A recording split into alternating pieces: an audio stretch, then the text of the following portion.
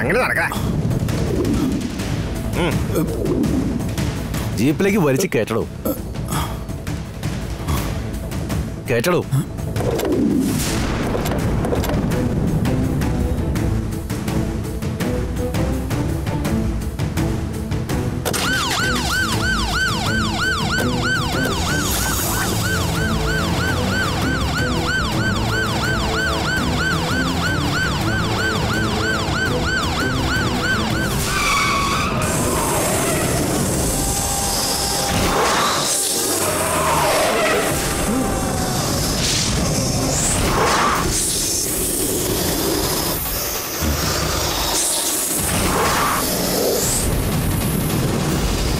പറഞ്ഞല്ലേ സാറേ രക്ഷപ്പെടുമെന്ന്. എന്നെ ഇപ്പൊ ഇതിൽ നിങ്ങൾ ഇറക്കി വിട്ടില്ലെങ്കിൽ എന്റെ മോള് നിങ്ങളെ ആരെയും ജീവനോടെ വിടുമെന്ന് കരുതണ്ട. സാറേ, ഇത്രയും വലിയ പാമ്പിനെ കൊല്ലാനുള്ള ആയുധമൊന്നും ഇപ്പൊ നമ്മുടെ ആരുടെയും കയ്യിലില്ല. ഇതിന്റെ കൂടെ മത്സരിച്ച് തോക്കാൻ നിൽക്കണ്ട സാറേ. തൽക്കാലം നമുക്ക് ഇവനങ്ങോട്ട് ഇറക്കി വിട്ടേക്കാം സാറേ. പിന്നെ ക്യാമ്പിൽ നിന്ന് പോലീസുകാരെയും വിളിച്ചുകൊണ്ട് വന്നിട്ട് നമുക്ക് ഇവനെ കൊണ്ട് പോവാം. ഞാനും അത് എന്നോട് ആലോചിച്ചോണ്ടിരുന്നേ. അവനങ്ങോട്ട് ഇറക്കി വിട്ടേക്കാം സാറേ.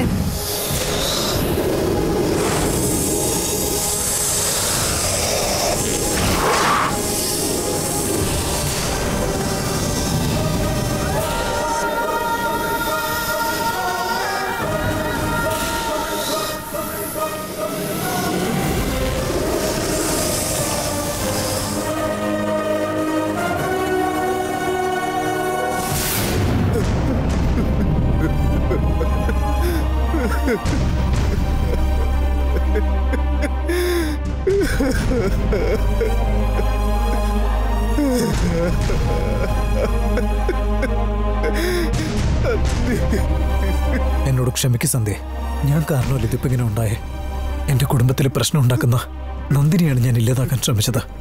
പക്ഷെ അതിനിടയ്ക്ക് ഇങ്ങനെയൊക്കെ സംഭവിക്കുമെന്ന് ഞാൻ ഒരിക്കലും കരുതിയില്ല. നീ ജീവന് തുല്യം സ്നേഹിക്കുന്ന ആ നന്ദിനി ഇനിയും എത്ര പേരുടെ മരണത്തിന് കാരണമാവുമെന്ന് അറിയില്ല.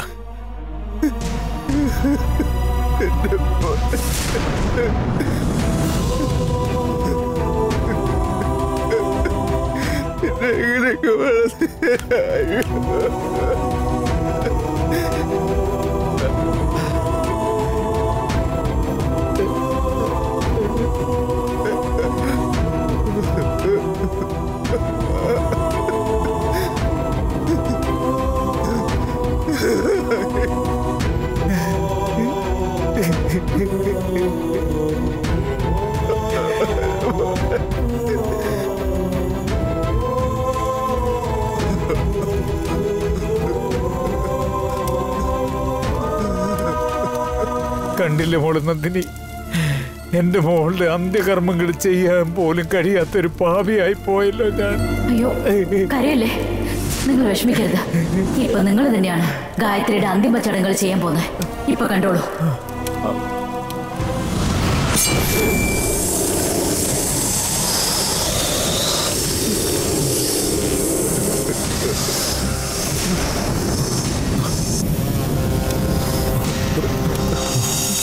ഓടിക്കോ.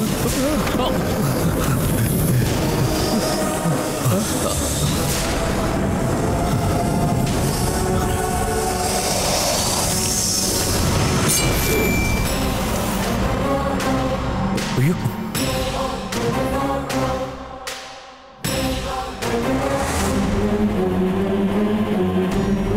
പേടിക്കണ്ട, ഇങ്ങ് വരൂ.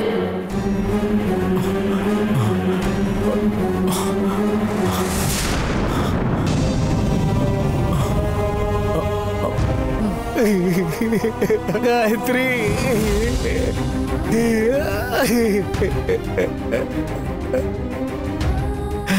അച്ഛനെ ഒറ്റയ്ക്കാക്കിട്ട് പോയല്ലോ മോളെ നീ.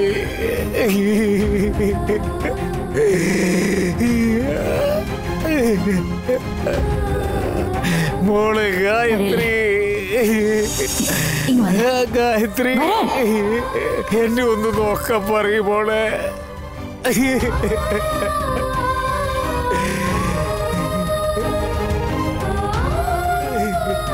എന്താ ഇങ്ങനെ നോക്കുന്നേ?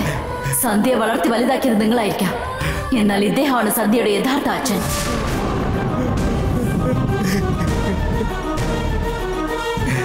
സന്ധ്യ ദഹിപ്പിക്കാൻ ഇദ്ദേഹത്തിനാണ് അവകാശം.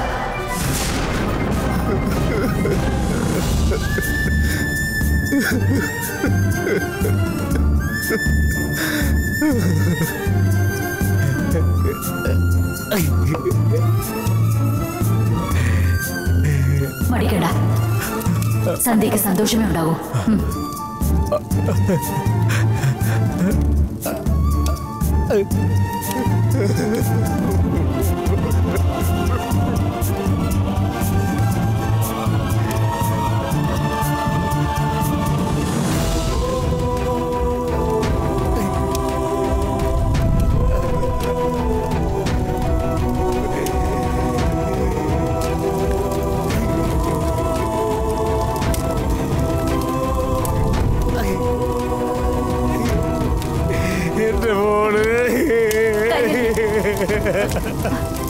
എന്റെ മോള് പോയി.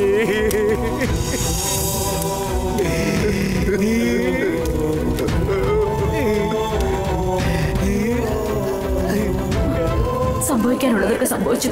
ഇനി അത് ആലോചിച്ചിട്ട്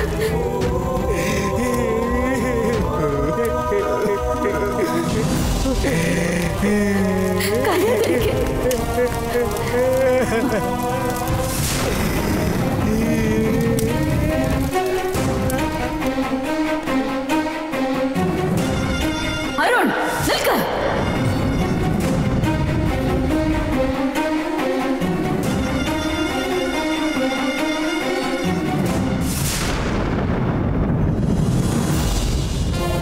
എവിടെ പോയി മറിഞ്ഞു നാഗനന്ദിയൻ? അതിപ്പോ അരുൺ എങ്ങനെ അറിയാൻ പറ്റും? ദയവ് ചെയ്ത് ഞങ്ങളെ വെറുതെ വിട്. നിന്നോടാ ചോദിച്ചേ. നീയല്ലേ നാഗനന്ദിയനെ കൂട്ടിക്കൊണ്ടുവന്നേ? അവൻ എവിടെ കാണുമെന്ന് നിനക്കറിയാം അരുൺ? ചോദിച്ച കേട്ടില്ലേ? അവനെ നീ എവിടെ നിന്നാ കൂട്ടിക്കൊണ്ട് വന്നേ? ഇപ്പൊ പറഞ്ഞില്ലെങ്കിൽ കൊല്ലും ഞാൻ നിന്നെ. ഞാനെല്ലാം പറയാം. എങ്കിൽ പറയേ.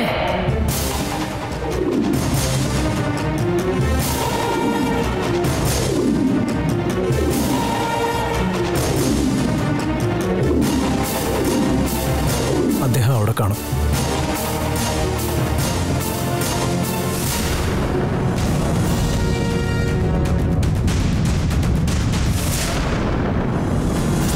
എന്ത് പണിയാടെ ഇത്? നമ്മളെ സഹായിക്കാൻ വേണ്ടി വന്ന ഒരാളെ ഇങ്ങനെ ഒറ്റിക്കൊടുക്കേണ്ട കാര്യം ഉണ്ടായിരുന്നോ? ഒന്നുകില് നന്ദിനിയെ നാഗനന്ദിയൻ കൊല്ലും, ഇല്ലെങ്കില് നാഗനന്ദിയനെ നന്ദിനി കൊല്ലും. അതുകൊണ്ട് അങ്ങോട്ട് പറഞ്ഞു വിട്ടെ.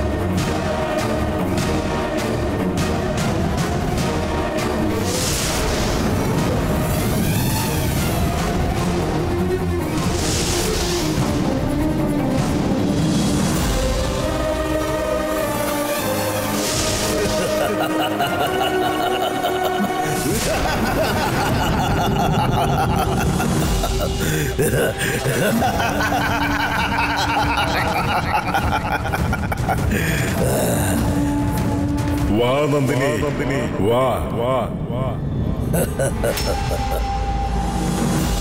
നിന്നെ കാത്തിരിക്കുകയായിരുന്നു ഞാൻ.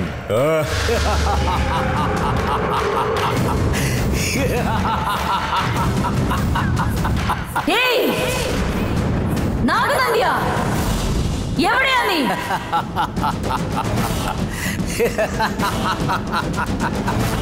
പുറ്റിനുള്ളിൽ വെച്ച് നിന്നെ അവസാനിപ്പിക്കണമെന്നായിരുന്നു എന്റെ ആഗ്രഹം. പക്ഷെ നീ അതിൽ നിന്ന് വിദഗ്ധമായി രക്ഷപ്പെട്ടു. ഇപ്പൊ നീ എന്റെ സാമ്രാജ്യത്തിലേക്ക് വന്ന് കയറിയിരിക്കുകയല്ലേ? നിന്നെ കുറിച്ച് ചിന്തിക്കുമ്പോൾ എനിക്ക് സഹതാപമാണ് നന്ദിനി. ഇപ്പൊ നിന്റെ കയ്യിൽ അകപ്പെട്ടത് ഞാനല്ല, നീയാണ് എന്റെ കയ്യിൽ അകപ്പെട്ടത്.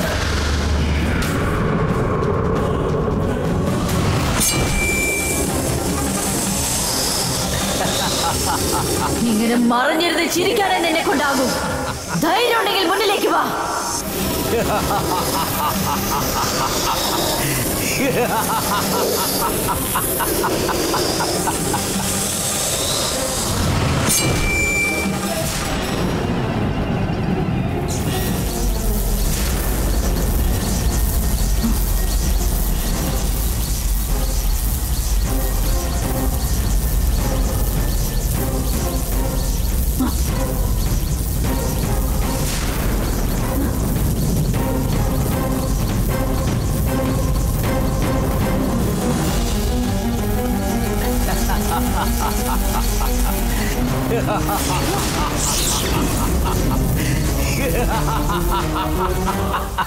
ഭീരുവായ നാഗനന്ദ്യ, നേരിൽ വരാൻ ധൈര്യമില്ലാത്തതുകൊണ്ടല്ലേ ഇപ്പൊ എന്നെ നിന്റെ സങ്കേതത്തിൽ അടച്ചു വെക്കുന്നേ?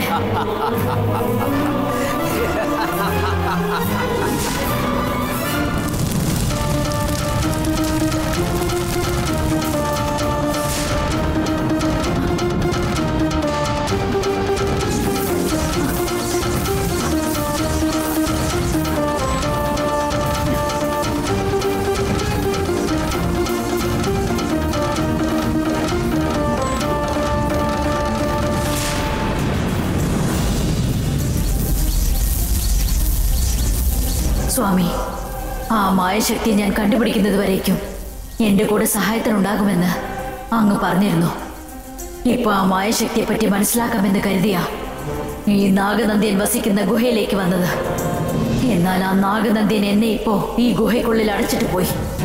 ഈ ഒരു അവസ്ഥയിൽ അങ്ങ് എന്നെ ഒന്ന് സഹായിക്കണം.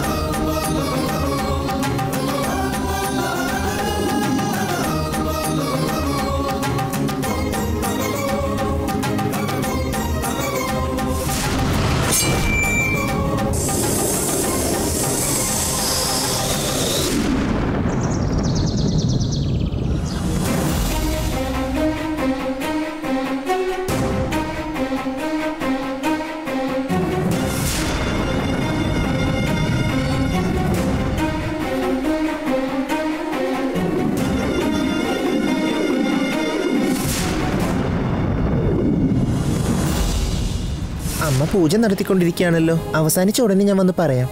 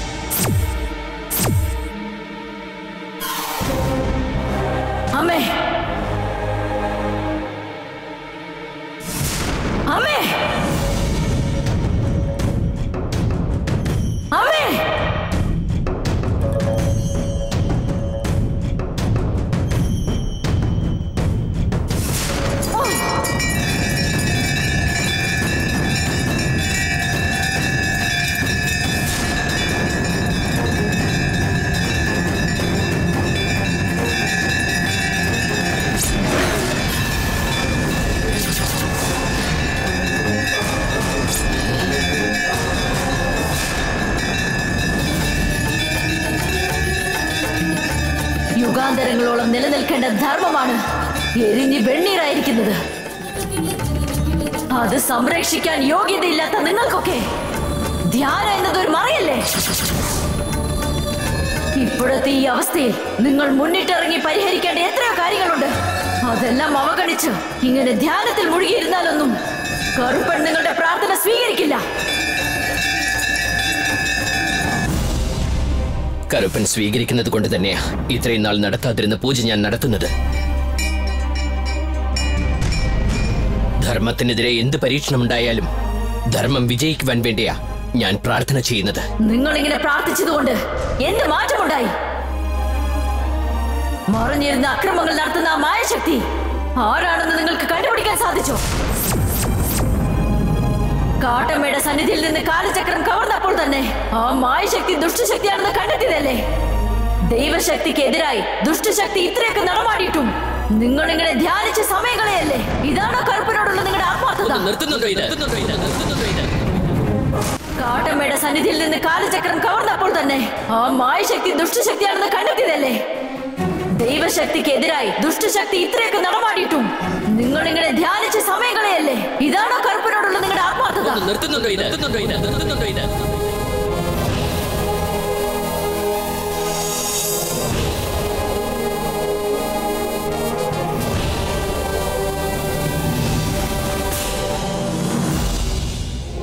ധർമ്മവും അധർമ്മവും തമ്മിൽ കാലാകാലങ്ങളായി യുദ്ധം നടന്നുകൊണ്ടിരിക്കുകയാണ്.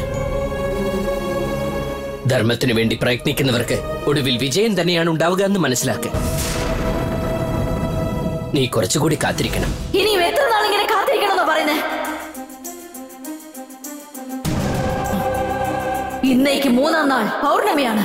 പൗർണമിക്ക് മുൻപ് ഞാൻ കാലചക്രങ്ങൾ അമ്മയുടെ സന്നിധിയിൽ എത്തിച്ചില്ലെങ്കിൽ എനിക്ക് ഇപ്പോഴുള്ള ശക്തിനാഗമെന്ന പദവി ഇല്ലാതാകും.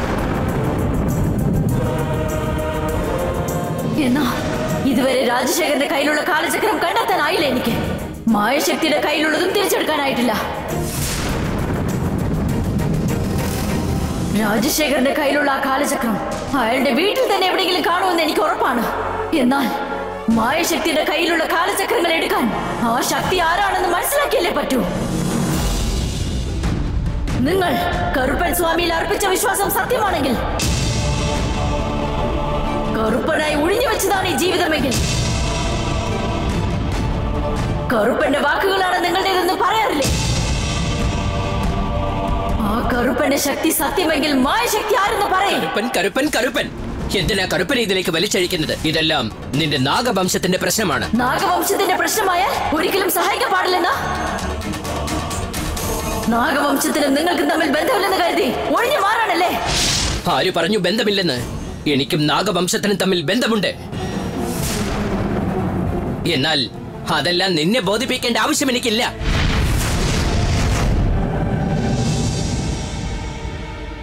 ആ മായശക്തി ആരാണെന്ന് ചെല്ലാനമ്മയ്ക്കും പറയാനായില്ല, ചെമ്പകസിദ്ധനും പറഞ്ഞു തരാനായില്ല. നിങ്ങൾക്കും അതിനുള്ള പ്രാപ്തി ഇല്ലാതായി. എന്നാ ആ മായശക്തി ആരാണെന്ന് ആലോചിച്ച് കണ്ടുപിടിച്ചിട്ടാണ് ഞാൻ നിങ്ങളുടെ മുന്നിൽ നിൽക്കുന്നത്. ആരാണ് ആ മായശക്തി? എന്റെ അമ്മ പാർവതിയുടെ ഭർത്താവ് ആരാണോ അയാൾ തന്നെയാണ് ആ മായശക്തി.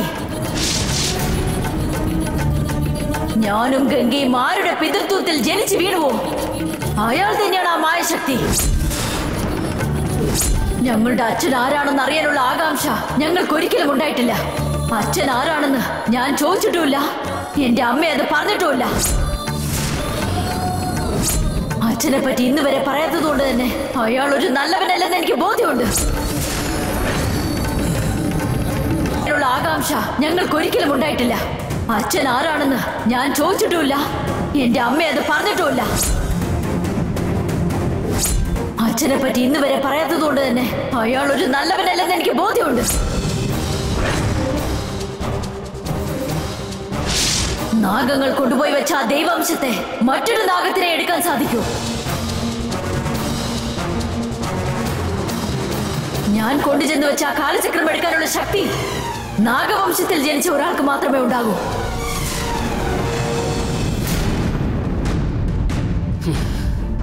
മായശക്തിയെ നേരിൽ കണ്ട മണികണ്ഠൻ പാമ്പ് കടിയേറ്റ് മരിച്ചതിൽ നിന്നും മായശക്തിയുടെ സഹായിയായ മീനാക്ഷി പാമ്പ് വിഷം തീണ്ടി മരിച്ചതും വെച്ച് കണക്ക് കൂട്ടിയാൽ തന്നെ രണ്ടുപേരെയും കൊന്നിരിക്കുന്നത് ഒരു നാഗം തന്നെയായിരിക്കണം.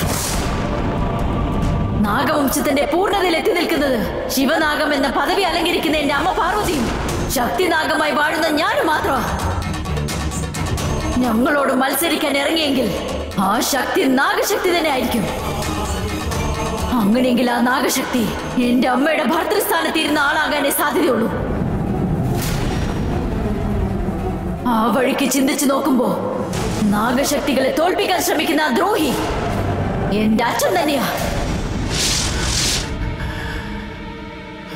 എന്റെ ശക്തിനാഗ പദവി ഇല്ലാതാകണമെന്ന് ആഗ്രഹിക്കുന്ന ആ പാപി എന്റെ അച്ഛൻ തന്നെയാ. അല്ല അല്ല അല്ല, നീ വിചാരിക്കുന്നത് പോലെയല്ല. എന്റെ അച്ഛൻ തന്നെയാണ് തെറ്റുകാരനെന്ന് എനിക്കറിയാം. നിങ്ങൾ അതിനെ എതിർക്കുന്നേ? നിന്റെ അച്ഛൻ ഒരു തെറ്റും ചെയ്തിട്ടില്ലെന്ന് പറഞ്ഞു കേട്ടില്ലേ?